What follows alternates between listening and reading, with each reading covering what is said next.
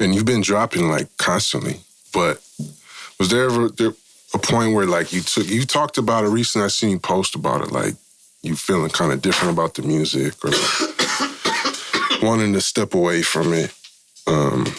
So what are those situations been like for you? Because I think that's something that everybody deals with when it comes to art and creativity.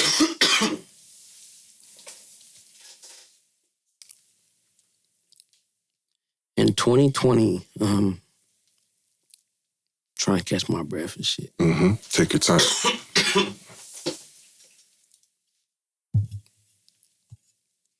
In 2020, my big sister and my nephew was murdered by her bitch-ass baby daddy, and then he killed himself. So that's what I had to go through. And then once that hit, I remember one of my best friends, after my sister died, my nigga Jocko, he had texted me, he like, man, hold your head, da-da-da-da. He was telling me like, just telling this nigga to keep his head up. And then I remember like going to see Jock. And this at the time when my son, Luca, he was still like damn near 2 or maybe even 1.5. I remember going to see Jock. We having Luca out there, just sitting on the hood of the car in the car seat, playing basketball, all this shit. A week later, Jocko and his baby mama, they get killed. And they get shot up in the car with their kid. But the kid survived. But him and his baby mama both died. But that's tight that their kid survived. So, and then after that, my nigga, my big brother, like, he not my blood brother, but it's my big brother. My nigga Jada Way, he passed away. And then after that, my nigga Vito passed away. It was just like hella shit going on. I feel like everybody got to go through that one, like, the climb. You got to go through the climb, like, where you go, like, it's the bottom of the mountain. Then you climbing up the mountain, and you be at the top of the mountain, like. It's definitely a test to strength and character. Definitely a test to drop your nuts and see who the fuck you is. Yeah. Definitely.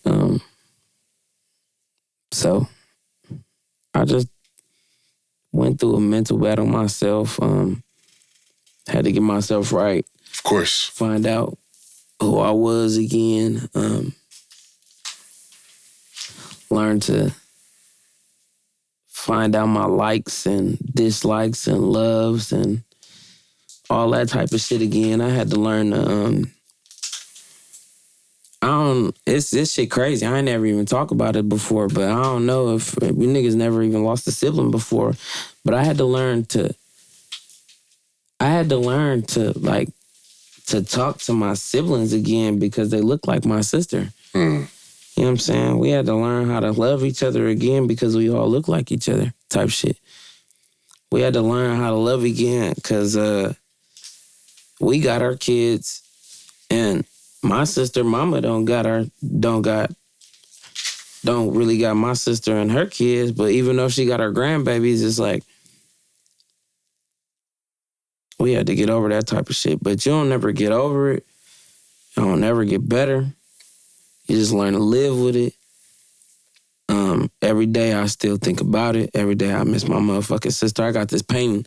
A fan gave it to me. It's actually my sister had passed away before my daughter was born. She died on this February 13th. My daughter was born on February 10th. That's years after though. But a fan got me a picture where it's me, my sister, and all my kids and my sister kid, and like it's like a hand painting, and I got it in my hallway, and I just like I look at that every morning, like, man, that's dope. Even though my sister never got to meet my daughter look just like my sister. She do shit my sister do. My nephews is just like my nephew. My sons is just like my nephew. The most fucked up thing, I'm sorry to yell, I didn't even mean to raise my voice, excuse me. The most fucked up thing about it, I can get over it. I could deal with it. I'm a man or whatever. That's what we all say.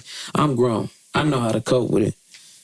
The most fucked up thing about it is having a kid that's old enough to remember their cousin.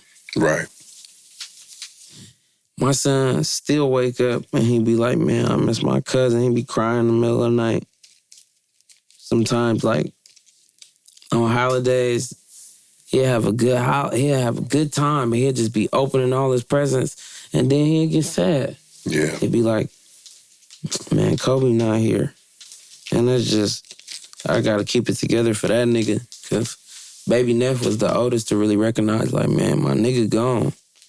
And it's like, man, I know your nigga gone, but it's like, my nigga gone, like, my sissy gone for real. So yeah, it's a traumatic thing for a kid to have to learn how to process, man. Yeah, that shit crazy.